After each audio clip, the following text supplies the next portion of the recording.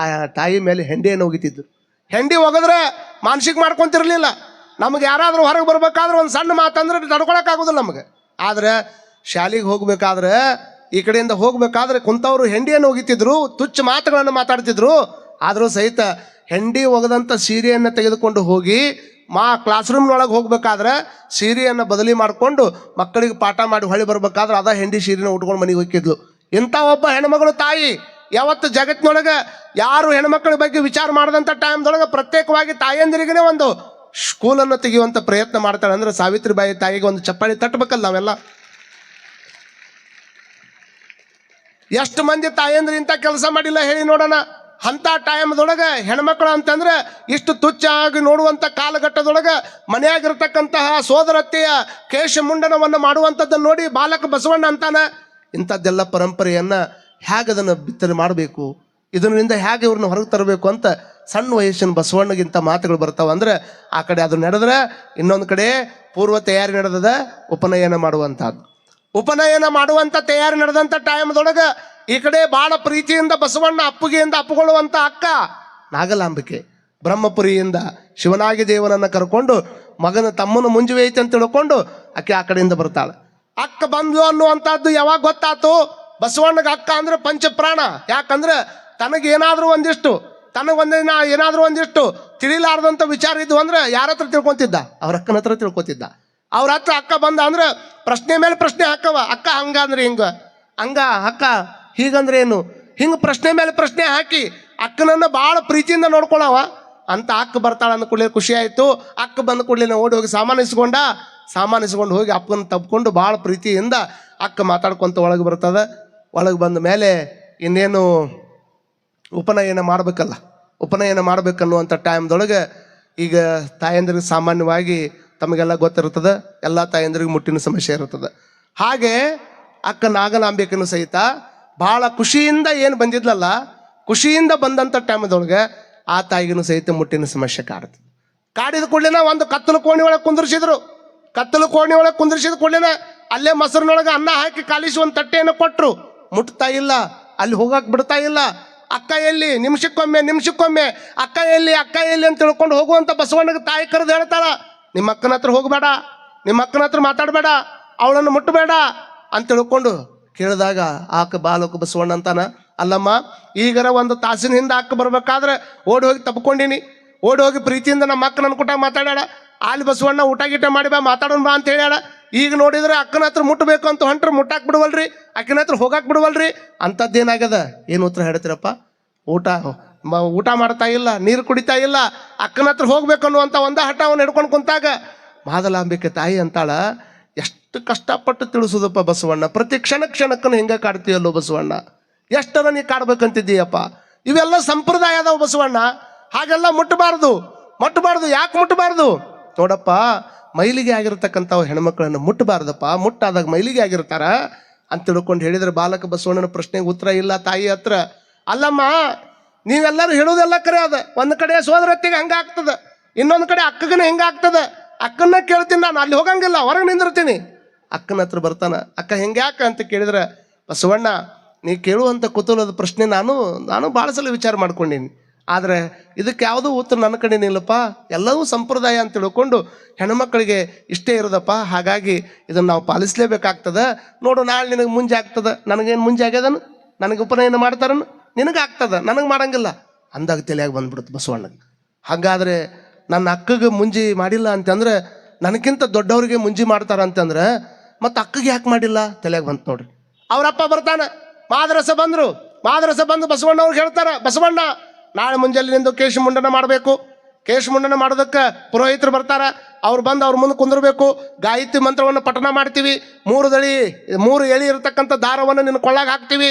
ಹಾಕಿದಂಥ ಸಂದರ್ಭದೊಳಗೆ ನಿನಗೆ ಉಪನಯನ ಆಗ್ತದಪ್ಪ, ಹಾಗಾಗಿ ಕೇಶಮುಂಡನ ಮಾಡಬೇಕು. ಕೇಶಮುಂಡ ಮಾಡೋ ಬಂದನ ಬಾ ಅಂತ ಕರೆದ ಕೂಡಲೇ ಅವ್ರ ತಂದೆಗೆ ಒಂದು ಪ್ರಶ್ನೆ ಕೇಳ್ತಾನೆ ಬಸವಣ್ಣ, ಇದನ್ನೆಲ್ಲ ತಲೆಯಾಗಿಟ್ಕೋಬೇಕಮ್ಮ.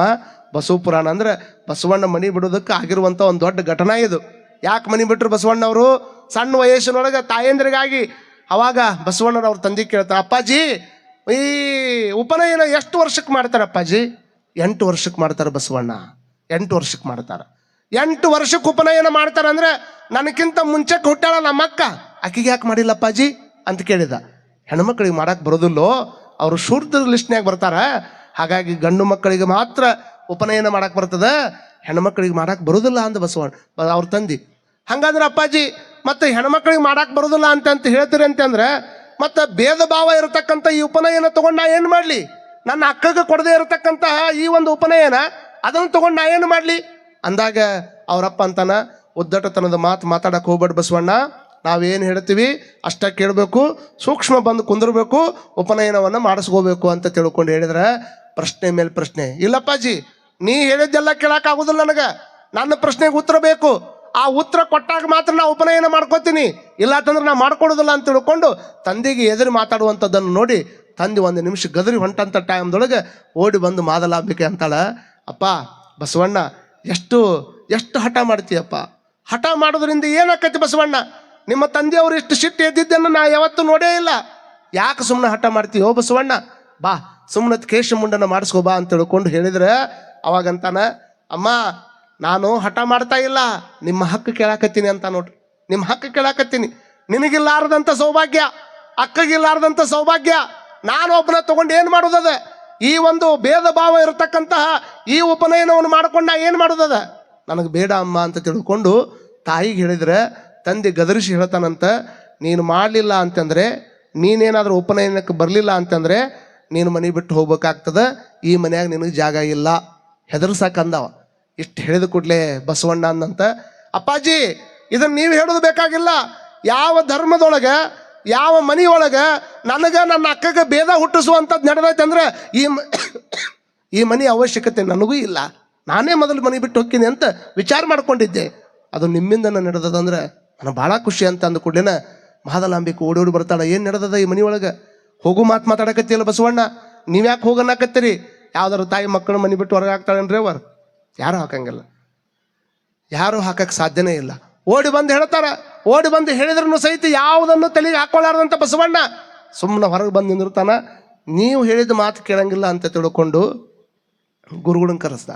ಗುರುಗಳ ನೀವರ ಹೇಳ್ರಿ ಬಸವಣ್ಣಗೆ, ನಾವು ಹೇಳಿದ್ರೆ ಕೇಳ್ತಾ ಇಲ್ಲ, ಹೇಳಿ ಸಾಕಾಯ್ತು ನಮಗೆ, ನೀವರ ಹೇಳ್ರಿ ಅಂತ ಅಂದಾಗ ಪುರೋಹಿತರು ಬಂದು, ಬಸವಣ್ಣ ಹಠ ಮಾಡಬಾರ್ದಪ್ಪ, ಇದು ನಮ್ಮ ಸಂಸ್ಕಾರ, ಪ್ರತಿ 8 ವಯಸ್ಸು ಆದಮೇಲೆ ನಮ್ಮ ದೀಕ್ಷಾ ಸಂಸ್ಕಾರವನ್ನು ತೆಗೆದುಕೊಂಡು ಅಂತಂದ್ರೆ ಬರೀ ಮನುಷ್ಯನಾಗಿ ಹುಟ್ಟಿದ್ದಕ್ಕೆ ಸಾರ್ಥಕ ಆಗೋದಿಲ್ಲಪ್ಪ, ದೀಕ್ಷಾ ಸಂಸ್ಕಾರ ಆದ ನಂತರದಲ್ಲಿ ನೀನು ಮನುಷ್ಯತ್ವವನ್ನು ಪಡ್ಕೋತಿದ್ದಿ, ನೀನು ಪರಮಾತ್ಮನ ದಾರಿ ಒಳಗೆ ಹೋಗೋದಕ್ಕೆ ಅಧಿಕಾರ ಪಡ್ಕೋತಿದ್ದಿ, ಬಾ ಅಂತ ತಿಳ್ಕೊಂಡು ಕರೆಯಕ್ಕೆ ಬಂದಾಗ ಬಸವಣ್ಣ ಮತ್ತೊಂದು ಪ್ರಶ್ನೆ ಹಾಕ್ತಾನೆ ಪುರೋಹಿತರಿಗೆ. ಪುರೋಹಿತರ, ನನ್ನ ಉಪನಯನಕ್ಕೇನು ಅಲ್ಲಿ ಗುರುಗಳು ಬಂದು ಕುಂತಾರಲ್ಲ ಸನ್ಯಾಸಿಗಳು, ಅವ್ರ ಕೊಳ್ಳಾಗ ಯಾಕಿಲ್ಲ ಜನಿಮಾರ ಅಂತ ಕೇಳಿದ. ಅವ್ರ ಕೊಳ್ಳಾಗ ಯಾಕಿಲ್ಲ? ಅವಾಗ ಅವ್ರು ಹೇಳ್ತಾರೆ, ನೋಡಪ್ಪ, ಯಾರು ಸಂಸಾರವನ್ನು ತ್ಯಾಗ ಮಾಡಿ ಸನ್ಯಾಸಿ ಅಂತ ಆಗ್ಯಾರಲ್ಲ, ಸನ್ಯಾಸಿಗಳಿಗೆ ಹೀಗಾಗಿ ಬಂಧನ ಇರೋದಿಲ್ಲಪ್ಪ, ಅವರು ಇದನ್ನೆಲ್ಲವನ್ನು ಮೀರಿದವರು, ಹೀಗಾಗಿ ಸನ್ಯಾಸಿಗಳನ್ನು ಹಾಕ್ಕೊಳ್ಳೋದಿಲ್ಲ, ನಾವು ಸಂಸಾರಿಗಳು ಇದನ್ನು ಹಾಕ್ಕೋಬೇಕು ಅಂತ ತಿಳ್ಕೊಂಡು ಹೇಳಿದಾಗ ಬಸವಣ್ಣ ಅಂತಾನ, ಎಲ್ಲದರಲ್ಲಿನೂ ಸಹಿತ ಭೇದ ಭಾವ ಬುದ್ಧಿ ಇರತಕ್ಕಂಥ ಈ ಸಂಸ್ಕಾರ ನನಗೆ ಬೇಡ. ನಾನು ಸಣ್ಣ ವಯಸ್ಸಿನೊಳಗಿದ್ದಾಗ, ನಾನು ತೊಟ್ಟಲದೊಳಗಿದ್ದಾಗನ ಶಿವ ಸಂಸ್ಕಾರವನ್ನು ನನಗೆ ಕೊಟ್ಟಾರಂತ ತಿಳ್ಕೊಂಡು ನಮ್ಮ ತಾಯಿ ಹೇಳ್ಯಾಳ ನನಗೆ. ಮತ್ತು ಒಮ್ಮೆ ನಾನು ಶಿವದೀಕ್ಷೆಯನ್ನು ಪಡ್ಕೊಂಡ ಮೇಲೆ ಇನ್ನೊಂದು ದೀಕ್ಷೆ ಅವಶ್ಯಕತೆ ನನಗೇನದ, ನಾನು ಆ ಶಿವದೀಕ್ಷೆ ಒಳಗನೆ ಮುಂದುವರಿತೀನಿ, ಈ ಜನಿವಾರದ ಅವಶ್ಯಕತೆ ನನಗಿಲ್ಲ ಅಂತ ತಿಳ್ಕೊಂಡು ಹಿಂಗೆ ಹೇಳಿದ ಕೂಡಲೇ ತಂದೆಗೆ ಭಾಳ ಕೋಪ ಬರ್ತದೆ. ಕೋಪ ಬಂದಾಗ, ನಾನು ನನ್ನ ಮಾತನ್ನು ನೀನು ಕೇಳ್ತಾ ಇಲ್ಲ ಅಂದರೆ ನಿನಗೆ ಒಂದೇ ಶಿಕ್ಷೆ ಬಸವಣ್ಣ, ನನ್ನ ಮನೆಯೊಳಗೆ ನೀ ಇರಬಾರ್ದು ಅಂತ ಅಂದಾಗ ಅವಾಗ ಬಸವಣ್ಣ ಅಂತಾನಂತ, ಕಾಗೆ ಗೂಡಿನೊಳಗೆ ಕೋಗಿಲೆ ಹೋಗಿ ಮರಿ ಇಡ್ತದಪ್ಪ, ತತ್ತಿ ಇಡ್ತದ, ಕಾಗೆ ಗೂಡಿನೊಳಗೆ ಕೋಗಿಲೆ ತತ್ತಿಯನ್ನು ಇಟ್ಟು ಮರಿ ಆದರೆ ಎಷ್ಟು ದಿವಸ ಅಲ್ಲಿ ಇರೋಕ್ಕೆ ಸಾಧ್ಯ ಆಗ್ತದೆ? ಎಷ್ಟು ದಿವಸ ಇರ್ತದೆ? ರೆಕ್ಕೆ ಬಂದು ಹಾರಾಡಕ್ಕೆ ಬಂತು ಅಂತಂದ್ರೆ ಕೋಗಿಲೆ ಎದ್ದು ಹೊರಗೆ ಬರಬೇಕಲ್ಲ, ಕೋಗಿಲೆ ಎದ್ದು ಹೊರಗೆ ಬರಬೇಕಲ್ಲ. ಹಾಗೆ ನಮಗೆ ಜನ್ಮ ಕೊಡೋದಕ್ಕೆ ತಂದೆ ತಾಯಿಗಳಪ್ಪ, ಆದ್ರೆ ನಾನು ಶಿವನ ಸಂದೇಶವನ್ನು ಹೊತ್ಕೊಂಡು ಈ ಭೂಮಿ ಮೇಲೆ ಬಂದಂಥ ಶಿಶು ಇರೋದರಿಂದ ಅದು ಸಹಿತ ಬಸವಣ್ಣ ತನ್ನ ಮಾತಿನ ಮುಖಾಂತರವಾಗಿ ಹೇಳ್ತಾನೆ, ನಾನು ಸಹಿತ ನೀವೇನು ವಿಚಾರ ಮಾಡೋಕ್ಕೆ ಹೋಗ್ಬೇಡ್ರಿ, ನಾ ಮನೆ ಬಿಟ್ಟು ಹೋಗತ್ತೀನಿ ಅಂತ ತಿಳ್ಕೊಂಡು ಮನೆಯನ್ನು ಧಿಕ್ಕಾರ ಮಾಡಿ ಬರೋದಕ್ಕೆ ಕಾರಣ ಏನು ಅಂತಂದರೆ, ನನಗಿರುವಂಥ ಸಂಸ್ಕಾರ ನನ್ನ ಅಕ್ಕನಿಗಿಲ್ಲ ಅಂತಂದರೆ, ಅಕ್ಕನಿಗೆ ಇರದೇ ಇರತಕ್ಕಂಥ ಸಂಸ್ಕಾರ ನನಗೆ ಕೊಡಾಕತ್ತಾರಂದ್ರೆ ಈ ಸಂಸ್ಕಾರ ನನಗೆ ಬೇಡ ಅಂತ ತಿಳ್ಕೊಂಡು 8 ವಯಸ್ಸಿನೊಳಗೆ ತಂದೆ ತಾಯಿ ಕೊಟ್ಟಾಗ ಜಗಳ ಮಾಡಿ ಆ ಒಂದು ಘಟನೆಯಿಂದ ಬಸವಣ್ಣ ಮನೆ ಬಿಟ್ಟು ಹೊರಗೆ ಬರ್ತಾನೆ ಅನ್ನುವಂಥದ್ದು ಇವತ್ತಿನ ಪುರಾಣದಾಗ ಬರ್ತಕ್ಕಂಥ ವಿಚಾರ. ತಂದೆಯಿಂದ ತಾಯಿಯಿಂದ ಮನೆಯಿಂದ ಹೊರಗೆ ಬರಬೇಕಾದ್ರೆ ವಿಚಾರ ಮಾಡ್ರಮ್ಮ,